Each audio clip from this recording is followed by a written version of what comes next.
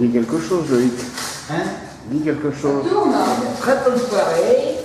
Nous avons un temps à peu près encore supportable pour la saison. Voilà. Merci bien.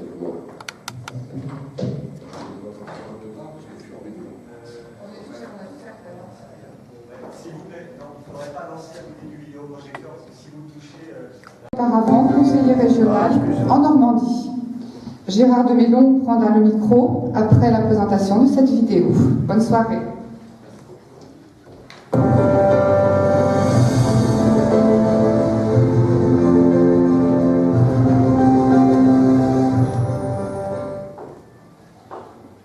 oui, c'est pas très bon.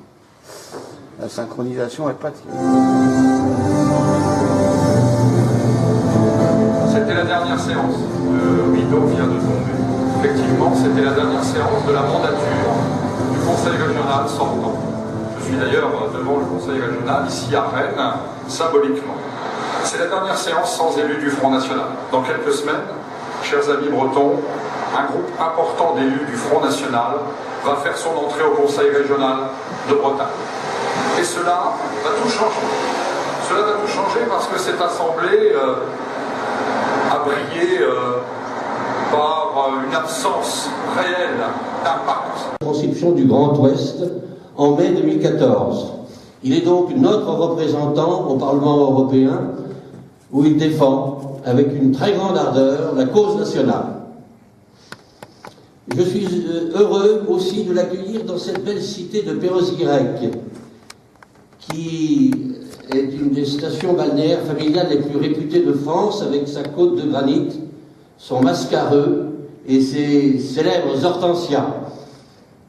Et dans ce Trégor historique qui se prolonge un peu à l'ouest jusqu'à Morlaix, où jadis les tailleurs de lin assuraient l'économie du pays à mi-chemin entre la campagne et l'usine, jusqu'à ce que la haute technologie, dans la deuxième moitié du XXe siècle, n'investisse Lannion et sa région, notamment dans le secteur des télécommunications. Nombreux sont ici les poètes et les écrivains, bretons et français. Parmi eux, Charles Goffic et le grand Ernest Renan, qui, comme vous savez, est né tout à côté d'ici, à Tréguier. Et Renan, précisément, est l'auteur d'un ouvrage intitulé « Qu'est-ce que la nation ?» Voilà un sujet qui nous intéresse évidemment. Et comment s'exprimait cet auteur au sujet de la Bretagne et de sa patrie? C'est là, mes chers amis, je crois, une grande leçon d'un grand Breton et d'un grand Français. J'étais, disait-il, je suis patriote, et je ne me désintéresserai jamais de la grande patrie française, ni de la petite patrie bretonne. Bretons et Français, voilà ce qu'il était. Bretons et Français, chers amis, voilà ce que nous voulons être et rester.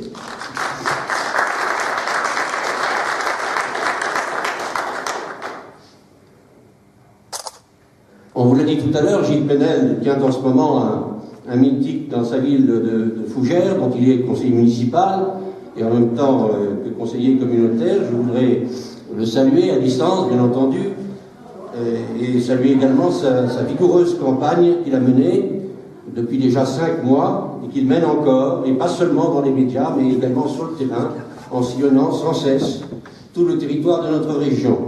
Et ce, depuis ce petit matin de juin. Nous étions quelques-uns à l'accompagner. Il était 4h30 du matin.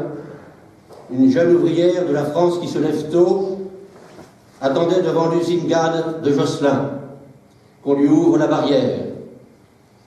Elle avait sur ses genoux un journal et elle dévorait son sandwich. Elle a dit à Gilles, qui la saluait en distribuant son tract: « Voyez, monsieur, j'ai des dents et je sais lire », renvoyant ainsi l'odieux monsieur Macron à ses chères études. Elle nous a souhaité bonne chance, et je crois que cette campagne qui débutait ainsi prenait le bon chemin. Mes chers amis, c'est dans cet esprit que je voudrais vous présenter notre liste pour les Côtes d'Armor. Comme vous le savez, j'ai été désigné par la commission d'investiture, premier de la liste pour la section départementale des Côtes-d'Armor, et je voudrais vous présenter mes colistiers, qui sont ici en partie. Nous en avons quelques-uns, bien entendu, vous les excuserez par avance. En numéro 2, Catherine Blin, qui est retraitée de l'agriculture et qui habite Pousterud, au sud de Guingamp. Pierre-Marie Launay, agriculteur bio, qui habite à Merdrignac et qui s'est excusé. Annick Leviez, bien entendu, que vous venez d'entendre, qui est la régionale de l'État, bien entendu, et qui habite Perros-Y. Jacques-Antoine Henquins, retraité, officier supérieur, chevalier de la Légion d'honneur, qui habite Jugon-les-Lacs. Anaïs Toté, en numéro 6, étudiante, 20 ans, qui habite Lamballe. Numéro 7, le doyen Raymond Blanc, ingénieur à la retraite et ancien conseiller régional, qui habite Lannion. Nadia Joudin, qui est aide médico-psychologique et qui habite Saint-Sanson-sur-Rance, à l'autre bout du département, et on va y venir, malheureusement. En numéro 9, Bernard Pinault, retraité, conseiller municipal de Fréhel, le chevalier de la Légion d'honneur, et qui habite bien entendu Fréhel. Nicole Mingui, regretté, qui est là. Merci Nicole, je ne savais pas faire qui habite Couvas-Radec. Thierry Mendels, agent technico-commercial qui habite Lamballe. En numéro 12, Sandrine Madec, aide-soignante, qui habite Grasse, qui n'est pas très loin d'ici. Pierre Lemével, que j'aperçois là-bas, du haut de sa console, retraité de la marine marchande, médaillé du mérite maritime, qui habite Paimpol. En 14, Raymond Sersour, commerçante, qui habite à Tramin, à côté de Lamballe. Antoine Kieffer, numéro 15, qui est secrétaire départemental FNJ et qui habite Ruca. En numéro 16, Jacqueline Delobel, qui est ici, mère de famille, qui habite Rélivan. Et en numéro 17, Jean-Louis Robin, retraité, un ancien cadre privé, un ancien conseiller municipal de Saint-André-des-Eaux, 63 ans, et qui habite Saint-André-des-Eaux. Voilà, mes chers amis, cette campagne que nous menons aujourd'hui n'est plus tout à fait la même que celle que nous menions il y a encore 2 semaines. Un événement d'une gravité exceptionnelle en a bouleversé le cours et il a sidéré la France entière. Et ce n'était pas faute pourtant d'avoir prévenu. Cela fait 40 ans, au moins, que nous disons que l'immigration incontrôlée porterait en elle-même le germe de la guerre civile. Eh bien, nous y sommes, hélas, et l'épreuve est épouvantable. L'assassin, je pèse mon mot, dont on connaît l'origine. L'assassin, ce n'est pas le terrorisme, comme voudraient le faire croire ces imbéciles qui ne veulent pas nommer les choses. Mais l'assassin, c'est l'idéologie fondamentaliste islamique. En ce domaine, mes chers amis, une fois encore, une fois de plus, nous avons fait le bon diagnostic. Et moi, je vous dis que le médecin qui a fait le bon diagnostic est toujours le mieux placé pour guérir la maladie. Pas ceux qui nient la vérité, pas ceux qui, comme Manuel Valls, pendant des semaines et des semaines, décrètent que c'est le Front National qui est le danger principal. Non, le véritable danger, monsieur Valls, c'est le fondamentalisme islamique et non le Front National qui veut l'éradiquer. La Bretagne s'est crue longtemps épargnée. D'immigrants, cependant, viennent s'y installer de plus en plus nombreux, et pas simplement dans les grandes villes. Rennes ou Brest, mais juste dans nos campagnes, déplacés de Calais par le gouvernement lui-même, à Sarzeau, à Ploermel, à Serran, à Langueux, à Plévenon, et cela avec la bénédiction des politiques de sortant, les Le Drian, les Le Fur, les Troadec et leurs commensaux. Et cette triplette-là, précisément, parlons-en un peu si vous voulez bien, à commencer par le candidat ministre, le ministre candidat, chef de guerre à ce que l'on dit. Il vient faire juste un touch and go, comme on dit. Apparition éclair avec gyrophare et moyens de l'État. Et puis s'en retourne tranquillement. On le voit à peine sur le terrain. Mais on le voit que lui, dans les colonnes de l'Ouest de France.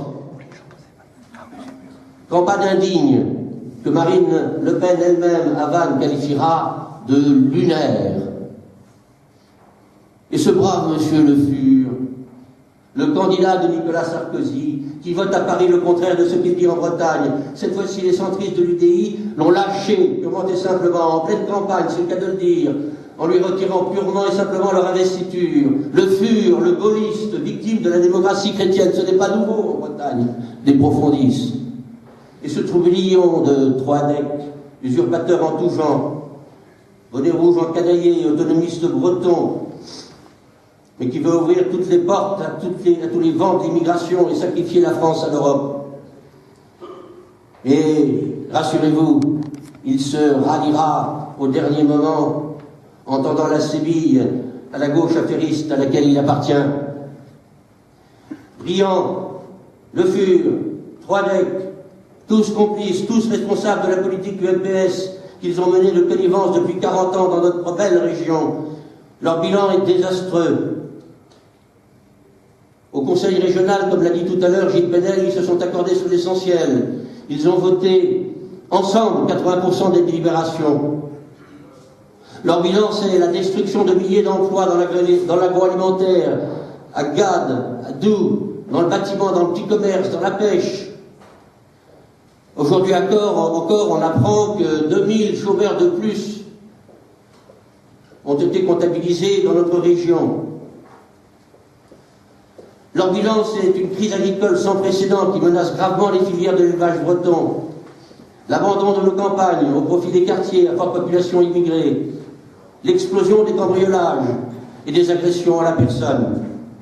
L'installation d'une immigration de plus en plus coûteuse et le développement de l'islamisme qui menace notre mode de vie. Des charges, des impôts, des normes qui étouffent les talents de l'économie bretonne. À cela, nous voulons nous opposer. Nous voulons opposer une politique nouvelle, avec une équipe nouvelle pour la Bretagne et les Bretons. Nous voulons mettre fin au gaspillage et aux dépenses inutiles, en stoppant les financements de projets à l'étranger et les nombreuses subventions clientélistes, en limitant les dépenses de communication et de fonctionnement qui ont explosé ces dernières années. Nous voulons donner la priorité au développement économique, au soutien à nos TPE, PME, en concentrant les aides sur les entreprises réellement créatrices d'emplois en Bretagne. Nous voulons développer les pôles de compétences, instituer dans les cantines le patriotisme alimentaire, produits bretons dans les assiettes et viande non halal. Nous voulons supprimer les subventions aux entreprises qui délocalisent. Nous voulons, contre les politiques qui mettent progressivement en place Rennes et le désert breton, cette tragique fraction territoriale en soutenant les villes moyennes et les territoires ruraux oubliés qui souffrent d'enclavement et de désertification. Nous voulons défendre l'identité bretonne en luttant contre l'immigration et le communautarisme. Nous voulons faire respecter partout la laïcité dans les organismes régionaux et promouvoir une politique culturelle enracinée dans les traditions bretonnes et françaises. Nous voulons favoriser l'apprentissage, la formation professionnelle. Nous voulons sécuriser les lycées, améliorer les transports, en garantissant l'égalité d'accès aux services publics. Nous voulons promouvoir une Bretagne harmonieuse et prospère, en stimulant le caractère maritime de la région, tant pour l'économie que pour le tourisme. Défendre la pêche familiale, protéger notre patrimoine, nos paysages et notre qualité de vie. Voilà, mes chers amis, quel est notre programme.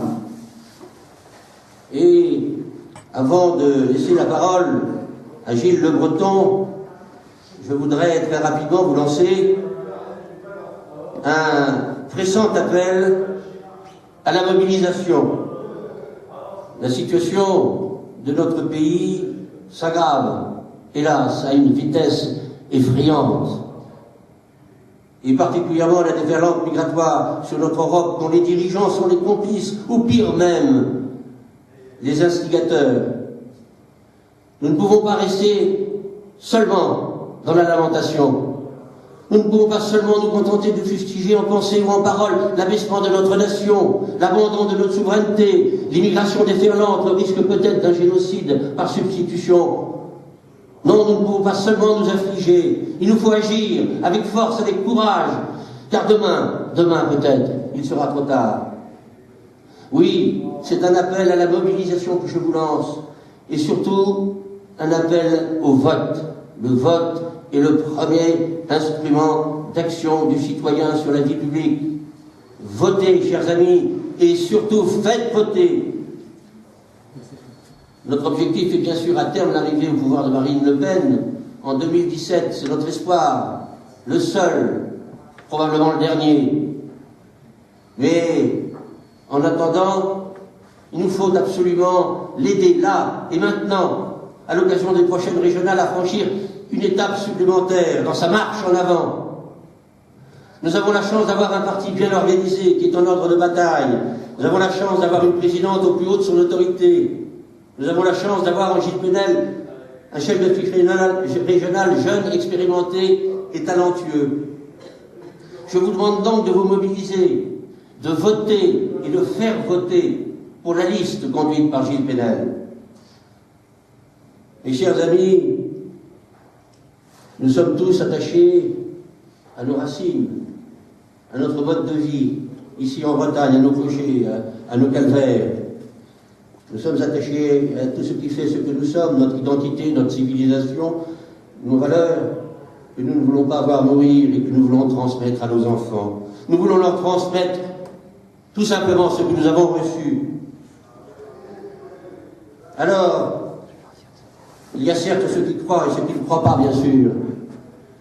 Mais la transcendance n'est jamais totalement absente de nos discours, comme elle n'est pas transcendante, comme elle n'est pas absente non plus de notre culture bretonne. Et Marion Maréchal Le Pen elle-même l'évoque merveilleusement de temps en temps, et nous-mêmes, une fois par an au moins, le 1er mai, nous invoquons notre sainte Jeanne d'Arc. Et laissez-moi à ce sujet, pour finir, rappeler ce mot du chevalier de Charette à l'une des heures sombres de notre histoire. Nous voulons préserver pour nous-mêmes et pour nos enfants l'antique créance humaine, la liberté de l'homme intérieur. En avant, mes amis, en avant avec le Front National, en avant avec Marine Le Pen, en avant avec Gilles Penel pour une Bretagne forte et dans une France qui protège.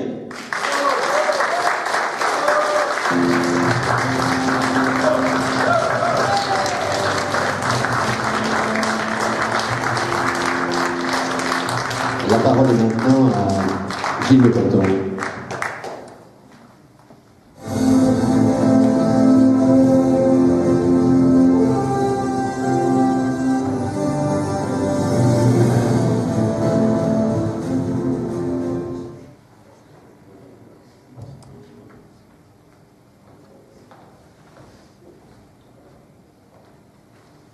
Chers amis, bonsoir. Tout d'abord, merci de vous être déplacés malgré le mauvais temps pour venir m'écouter et écouter Gérard. J'ai toujours de bonnes raisons de revenir dans les Côtes-d'Armor, puisque c'est un département qui est, du point de vue du Front National, très dynamique, grâce à la direction d'Odile. Et c'est là que j'ai eu des rencontres extrêmement intéressantes avec certains de nos concitoyens, notamment, je pense, les éleveurs de porc à Plérin, qui étaient déjà, les pauvres, très inquiets il y a plusieurs mois lorsque j'étais venu les voir dans le cadre des départementales. Ils m'avaient longuement exposé leurs problèmes. Et je dois vous dire qu'ils avaient invité tous les partis politiques et que seul le Front National s'était déplacé. J'avais également contacté, grâce toujours à Odile, le comité local des pêches de Paimpol, où là encore, des pêcheurs étaient venus pour nous faire part de leur angoisse. Encore une fois de plus, nous étions à leur écoute. Nous leur avons expliqué que l'Union européenne était pour beaucoup dans le malheur qui les accablait. Et ça a été, je crois, une rencontre très fructueuse pour les deux côtés. Et puis également une réunion, là encore, pleine d'enseignements sur l'artisanat du bâtiment à Saint-Brieuc, où les artisans du bâtiment, là encore, avaient invité tous les partis politiques. Et là, je dois dire que tous sont venus. L'enjeu était d'importance, puisque vous le savez, l'artisanat souffre beaucoup de leur système social, qui a d'ailleurs été forgé par Nicolas Sarkozy, il ne faut pas l'oublier, et qui ne fonctionne pas du tout. Et à cela s'ajoutent des normes toujours plus complexes qui les grèvent dans l'exercice de leur métier. Et donc ils étaient eux aussi très désireux d'échanger. Et comme vous le voyez, dans les Côtes-d'Armor, les rencontres sont toujours très riches, à la fois du point de vue humain et puis aussi parce qu'on apprend sur le plan technique, parce que je crois que c'est important pour les politiques de venir aussi écouter ce que les citoyens ont à leur dire et ce qu'ils ont à leur demander. Alors aujourd'hui, je reviens dans un contexte beaucoup plus triste, puisque comme Gérard l'a dit, la campagne n'est plus du tout ce qu'elle aurait dû être, à la suite des terribles attentats qui ont eu lieu le 13 novembre. Aujourd'hui d'ailleurs, il faut le signaler, c'était journée d'hommage national. Je crois que c'était une bonne chose que de rendre hommage, toute formation politique confondue, à ces malheureuses victimes, qui pour l'essentiel étaient de jeunes Français, de jeunes Françaises. Et je crois qu'on ne peut pas commencer aujourd'hui cette réunion sans y faire référence. Alors Gérard en a déjà parlé, mais moi je souhaite aussi vous en parler. Ce qui s'est passé est très grave et il faut en discerner les causes. La cause principale, bien sûr, est extérieure à notre pays. C'est la montée en puissance du fondamentalisme musulman. Alors, c'est un phénomène que l'on voit arriver depuis longtemps dans le monde entier. La révolution iranienne en 1979, où l'ayatollah Khomeini renverse le Shah d'Iran, qui essayait de construire un Iran moderne. Également la guerre civile en Algérie à partir de 1991. L'Algérie, un ancien département français qui est touché à son tour par cet obscurantisme. Et puis, bien sûr, plus près de nous, les attentats du World Trade Center en 2001 avec Al-Qaïda. Donc, vous voyez, il y a une sorte de montée en puissance qui laissait présager que nous serions tôt ou tard touchés à notre tour. Et ça s'est produit 2 fois de façon spectaculaire cette année.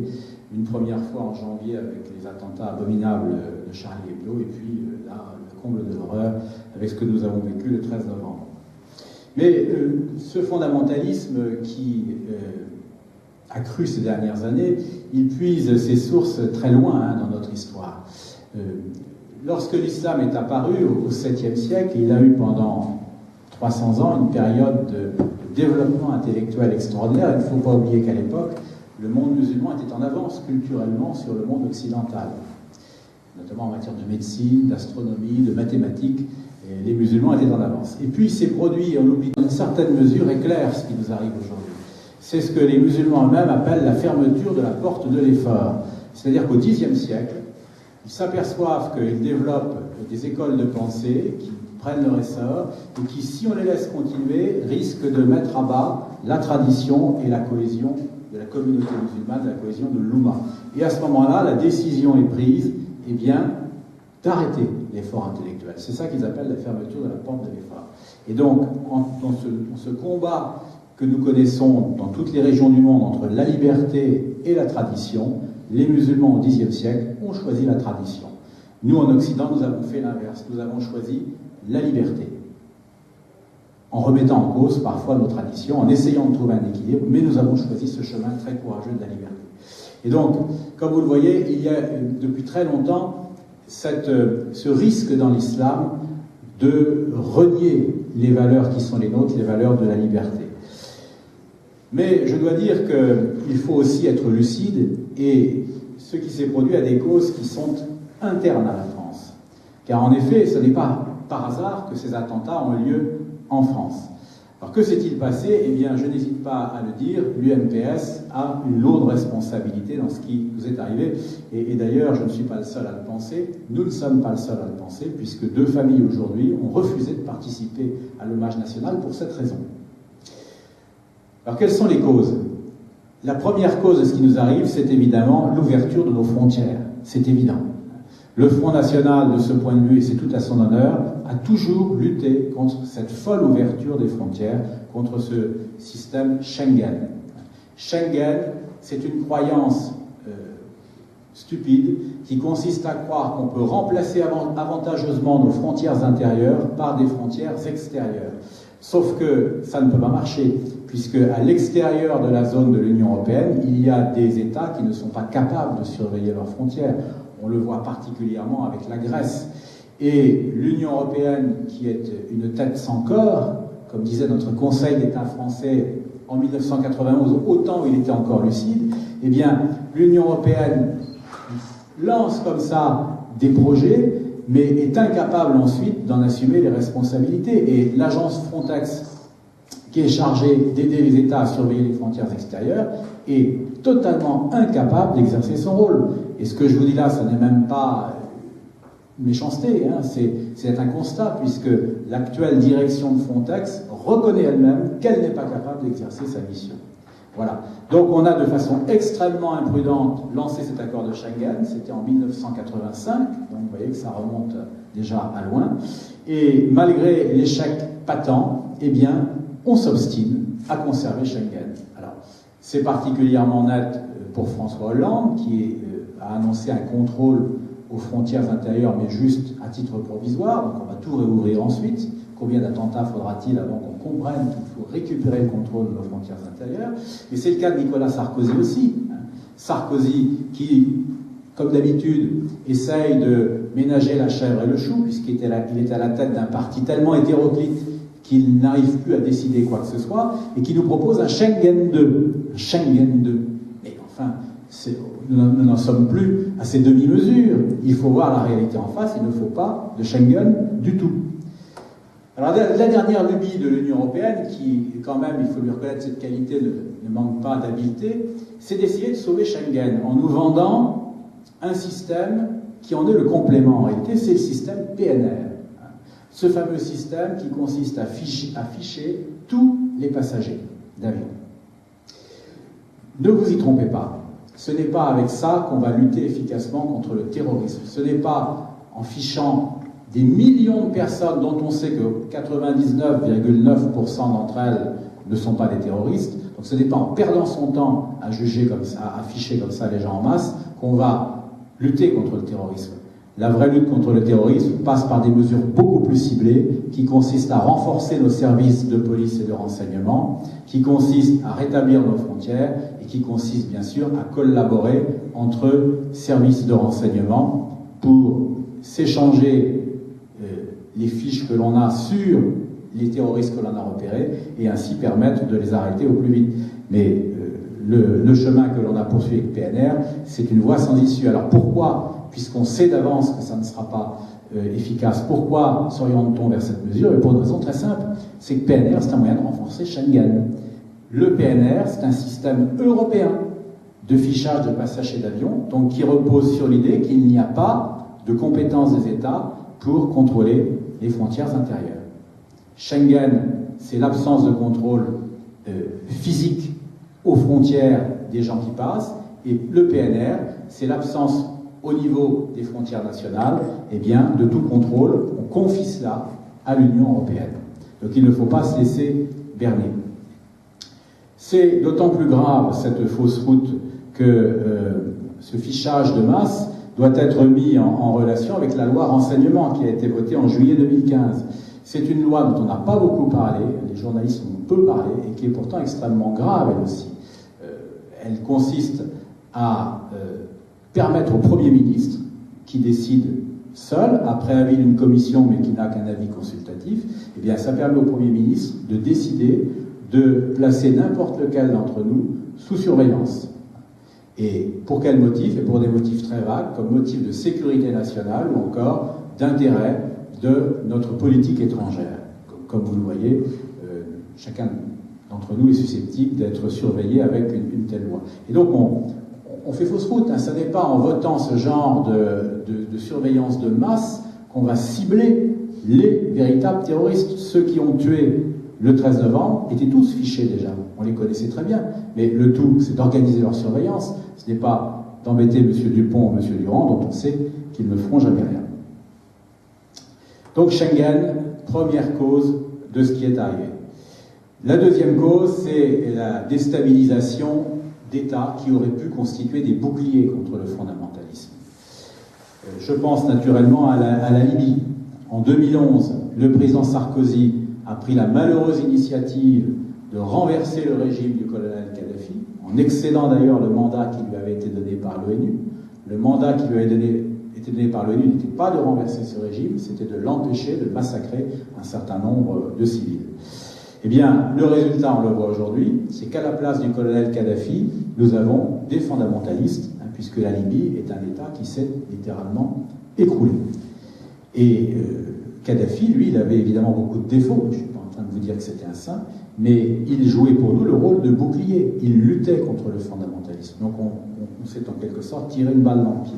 Alors au moins on peut en tirer les leçons, mais non, puisque dans les années qui ont suivi, François Hollande s'est lourdement trompé dans la politique qu'il fallait mener vis-à-vis d'Assad, de Bachar al-Assad, en Syrie, et a voulu, si vous vous en souvenez bien, renverser le régime là encore. On voyait militairement des avions pour aider les soi-disant rebelles qui étaient présentés comme des démocrates à l'époque à le renverser. Heureusement que Poutine a mis son veto à l'époque. Il nous a sauvé la mise. À l'heure qu'il est, si on avait laissé faire notre président, nous aurions une Syrie qui serait totalement conquise par les djihadistes. Donc on l'a échappé belle. Donc ça, il faut le dire, vous voyez, en ayant tardé à aider Bachar el-Assad, ce que François Hollande semble enfin comprendre qu'il faut faire, en ayant tardé, on a permis à l'État islamique de se développer et il a pu tranquillement, comme ça, organiser avec ses bases arrières, eh bien, les attentats dont nous sommes victimes. Alors, je ne peux pas résister à la tentation d'avoir un petit mot sur Laurent Fabius. Laurent Fabius, qui est le pire ministre des Affaires étrangères que nous ayons eu sous la Ve République. Fabius, c'est une sorte de rente-en-plan de la politique étrangère. Quand il penche d'un côté, vous pouvez être sûr que la vérité est de l'autre. Et là, que disait Fabius? Eh bien, il ne voulait pas qu'on prenne position contre l'État islamique. Il estimait que Bachar el-Assad était en quelque sorte l'ennemi majeur. On voit bien maintenant ce qu'il en est. Bachar, il est ce qu'il est, mais c'est pas lui qui va venir poser des bombes chez nous, a priori. Donc, vous voyez, il faut choisir à un moment donné. Et puis, la troisième cause des attentats qui est imputable à l'UMPS, eh bien, c'est la complaisance dont nos gouvernants ont fait preuve vis-à-vis du communautarisme et du fondamentalisme. Et vous en avez un bel exemple en Bretagne avec l'imam de Brest, qui depuis des mois présente la musique comme un péché à de jeunes enfants qui sont extrêmement malléables, et on le sait, et on a beaucoup tardé à réagir. Il faut, là encore, qu'il y ait des attentats pour qu'on commence à s'en inquiéter. Parce que le fondamentalisme, ça commence comme ça chez les enfants. Ça commence avec des prédicateurs qui les détournent de nos valeurs et qui finalement préparent le terrain pour en faire, des années plus tard, des terroristes. Donc il faut être extrêmement vigilant. Et j'en veux aussi à nos dirigeants pour la complaisance dont ils ont fait preuve à l'égard d'États salafistes qui sont présentés comme nos alliés et qui en réalité nous trahissent. Je n'hésite pas à citer le Qatar et l'Arabie Saoudite qui en réalité, on le sait bien, ont aidé ce fondamentalisme à croître, mais qui, par ailleurs, commercent malgré tout avec nous. Mais là encore, il faut faire très attention. Ce sont des États qui financent ces mosquées salafistes, qui forment ces imams qui prêchent la haine. Et donc, je crois que nous sommes arrivés maintenant à un tournant. Il faut savoir ce que nous voulons. Est-ce que nous privilégions le commerce avec ces États-là? Est-ce que nous préférons un Paris Saint-Germain très riche financé par le Qatar, ou bien est-ce que nous privilégions notre sécurité et notre intérêt national? Il est temps de choisir. Voilà. Alors, évidemment, en toile de fond de ces malheureux attentats, il y a la submersion migratoire dont nous sommes victimes. C'est le grand phénomène de ces derniers mois. Au Front National, nous avons toujours dit qu'il y avait trop d'immigration. Mais là, malheureusement, les événements dépassent par leur ampleur tout ce qu'on avait imaginé. Alors pendant longtemps, on nous disait qu'il y avait 200 000 immigrés par an, légaux, puisque les clandestins, par définition, on n'arrive pas à les comptabiliser. C'était le chiffre qui était donné par Nicolas Sarkozy, par exemple. Alors l'avantage de siéger au Parlement européen, mes chers amis, c'est qu'on y croise des anciens ministres qui sont devenus députés européens et qui n'hésitent pas à dire la vérité des chiffres qu'ils nous cachent en France. Et Brice Hortefeux, qui a été ministre de l'Intérieur, un jour s'est lâché. Il se lève et puis, vous savez, gagné par une espèce d'enthousiasme, il se laisse à des confidences, manque de chance, j'étais dans l'hémicycle, et il nous dit, ben voilà, moi en France, depuis des années, il y a 300 000 immigrés réguliers par an. Ah, 300 000. On nous avait toujours dit 200 000. Donc le vrai chiffre, en fait, c'était 300. Hein. Il n'a pas pu se tromper, il était ministre de l'Intérieur quand même.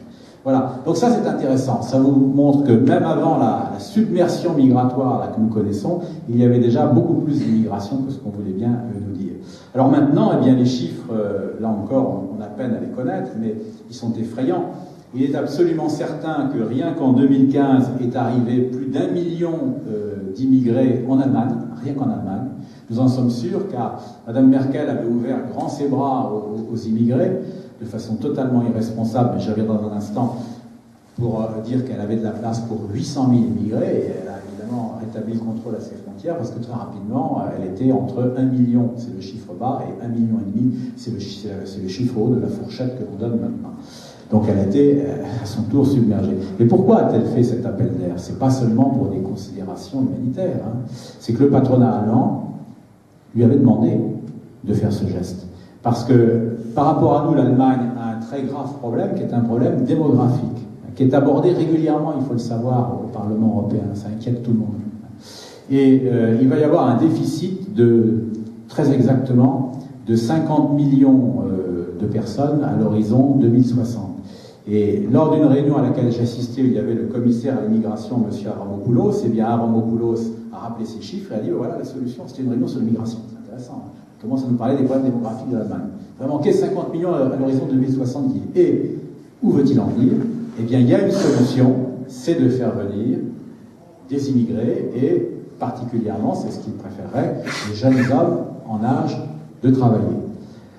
Alors quand vous entendez ça, évidemment, c'est assez surprenant. C'est penser que nous ne sommes que des acteurs économiques et que nous ne sommes pas, par ailleurs, des hommes et des femmes avec leurs traditions, avec leur mode de vie, avec leurs valeurs.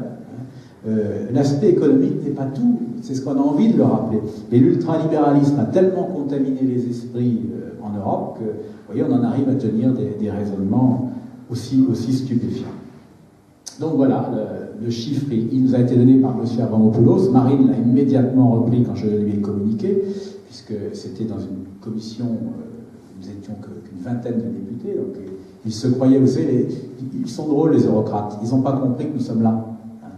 Ils croient parler à leurs alter ego, donc ils révèlent des chiffres, des réalités, des projets abominables, et après ils sont surpris quand on le révèle. Donc il l'a dit, hein, je persiste les signes, et vous voyez que personne ne m'attaque en diffamation, il a dit qu'il fallait 50 millions d'immigrés à l'horizon 2060. Voilà. C'est aussi clair que ça, et j'ai réécouté la bande, parce que, vous voyez, on a beau croire avoir tout entendu, mais quand même, là, je m'étais un peu ébranlé par le chiffre, je ne sais pas, il y a peut-être un zéro de trop, mais non. C'était bien bon chiffre. Alors, 1 million en Allemagne, donc ça c'est déjà fait. 3 millions qui nous sont annoncés en 2016. 3 millions de plus, mais là ça sera pas que pour l'Allemagne, ça sera pour nous tous. Et comme on ne sait plus quoi faire de ces personnes, de ces malheureux, au fond, qui pour la plupart sont aussi attirés par un mirage aux alouettes, eh bien, on commence à les répartir, ça c'est nouveau, on commence à les répartir entre les États. Et on a commencé par une répartition de 40 000, donc dont 6 000 pour la France. Ensuite, on a procédé à une deuxième répartition de 160 000, dont 24 000 pour la France, donc ça fait déjà 30 000 pour nous. Hein. Et on nous annonce, M. Juncker nous annonce que dorénavant, eh bien voilà, on va pérenniser le système et qu'il y aura comme ça périodiquement donc des répartitions en fonction des arrivées. Alors évidemment, c'est une politique qui est folle, comme vous le voyez. Hein, on provoque un appel d'air considérable en lançant le message qu'on est en train de s'organiser pour répartir les migrants entre tous nos pays. C'est exactement l'inverse qu'il faudrait faire, bien sûr. Il faudrait mettre ces migrants dans des centres qu'on appelle des hotspots dans le jargon européen, et puis là essayer donc de les empêcher d'entrer, de voir ceux qui peuvent être assimilés à de véritables réfugiés politiques, et à mon avis sont fort peu nombreux, et puis ceux qui sont en réalité des migrants économiques et qu'il conviendrait de refouler vers les pays d'où ils arrivent.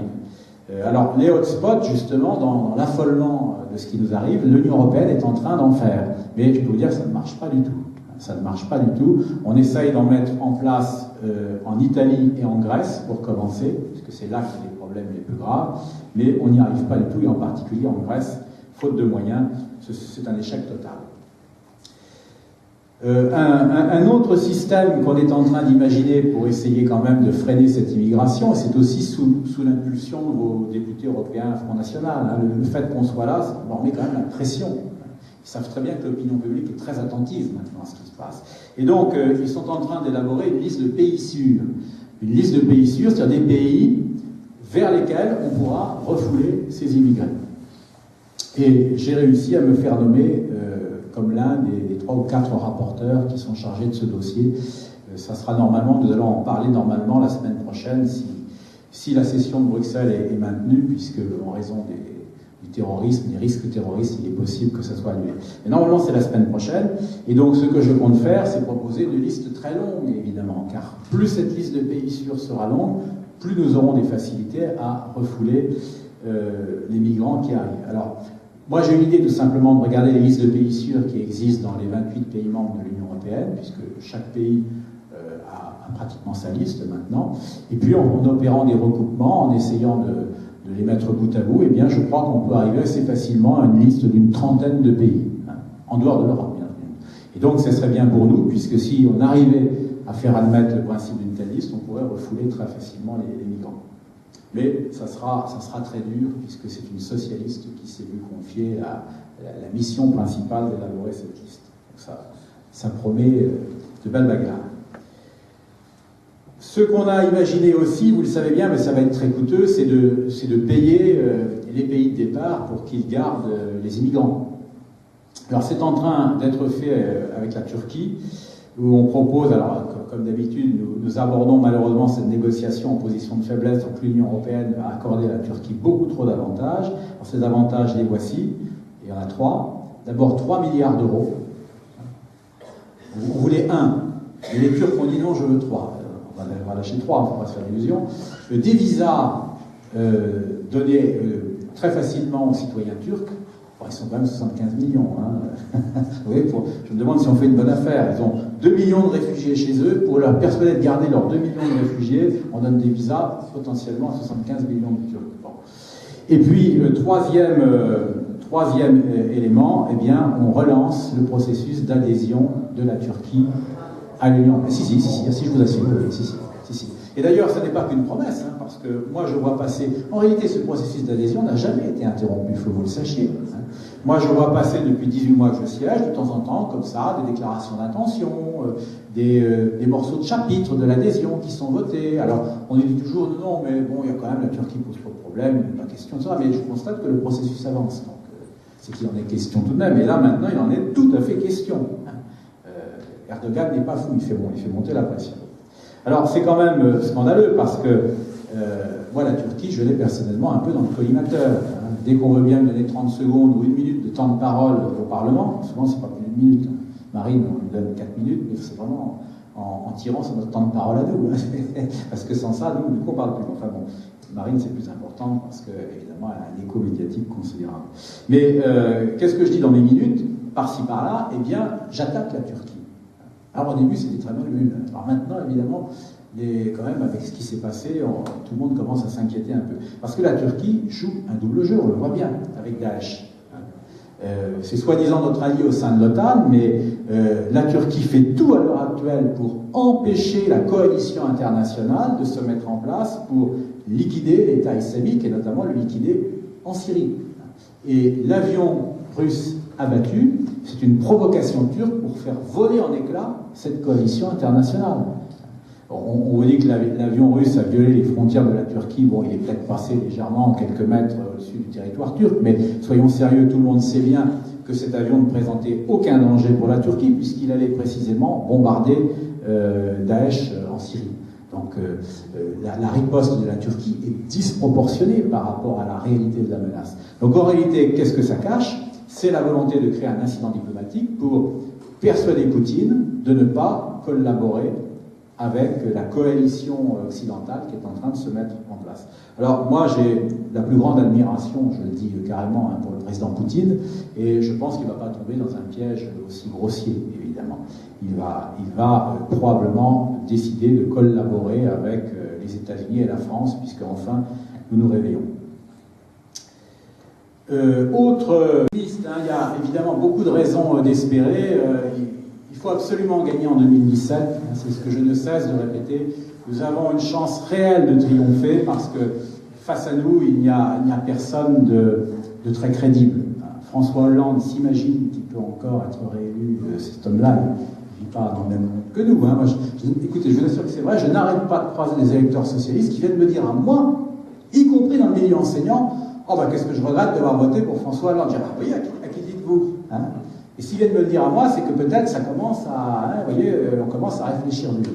Donc pour moi, François Hollande n'a absolument aucune chance. Je pense qu'il n'atteindra même pas le deuxième tour. La seule question que je me pose, c'est s'il fera plus ou moins que Lionel Jospin en 2007. À mon avis, il peut faire moins. Il peut le faire. Il peut le faire. Il en est capable. Alors Nicolas Sarkozy, il est extraordinaire. Vous avez vu sa dernière déclaration? Il a dénoncé des décennies de renoncement. Mais, attendez, c'est fou. Voyons, qui dirigeait la France avant François Hollande déjà? Mais c'est fou. Mais on se demande d'où sort ce type. Moi, j'avoue qu'il me stupéfie. Voilà. Alors voilà les principaux rivaux de Marine Le Pen. Vous voyez, nous sommes quand même assez bien partis. Nos raisons d'espérer, c'est pas seulement cela, c'est pas seulement que Marine et Marion, d'ailleurs, sont au régional à plus de 40% de les estimations. Et donc ça nous promet vraiment un score très important au présidentiel si on maintient cette courbe très favorable qui est la nôtre. Mais il y a aussi la réaction du peuple français qui est très encourageante pour nous. C'est le patriotisme qui est en train de renaître. Vous voyez, alors François Hollande essaye bien sûr d'accompagner le mouvement, de le récupérer, mais il est dépassé. Il y a un retour vers l'hymne national, un retour vers le drapeau, un retour vers la conscience que nous sommes une nation, une grande nation avec une histoire glorieuse.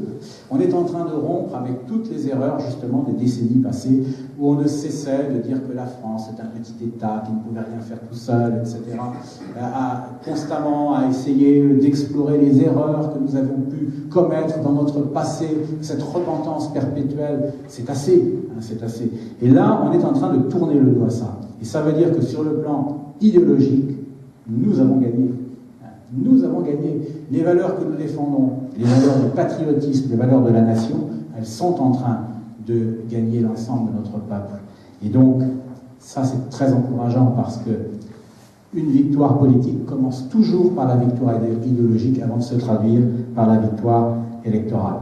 Et puis, aussi, ce qui m'a plu dans les après-événements tragiques du 13 novembre, c'est la réaction du monde entier. Les pays du monde ont pavoisé leurs monuments aux couleurs de la France.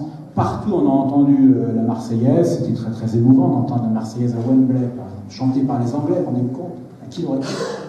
Et ça, à mon avis, ça a une signification qui n'a pas été assez soulevée. C'est pas seulement un signe de solidarité avec nous, de compassion envers les victimes. Je crois qu'il y a autre chose.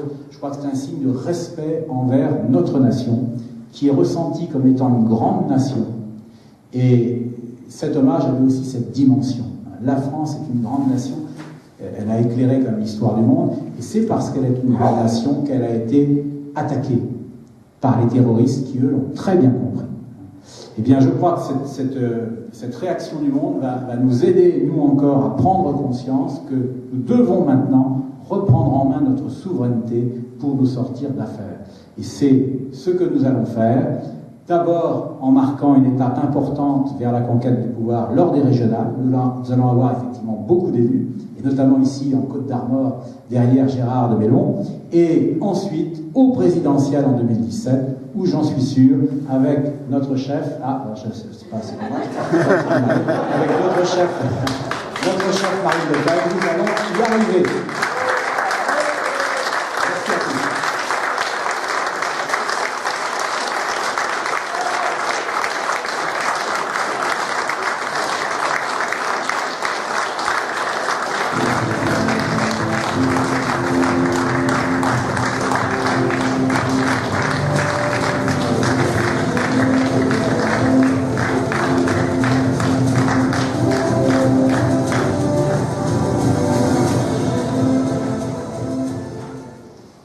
Bien, notre soirée s'achève. Un grand merci à Gérard de Mélon et Gilles Le Breton pour leurs interventions. Vous allez voir une dernière vidéo qui vous montrera que nous ne sommes pas seuls à vouloir défendre notre beau pays et nos belles régions. Nous ne sommes pas xénophobes ni racistes comme nous l'entendons régulièrement. Nous sommes tout simplement patriotes.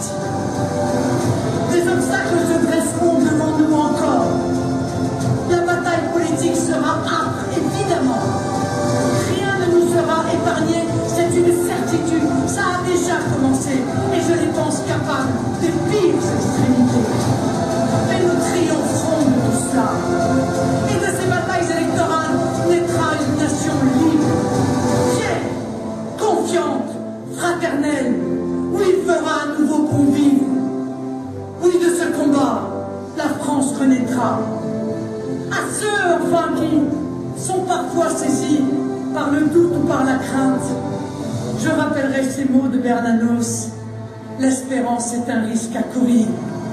Vive la République!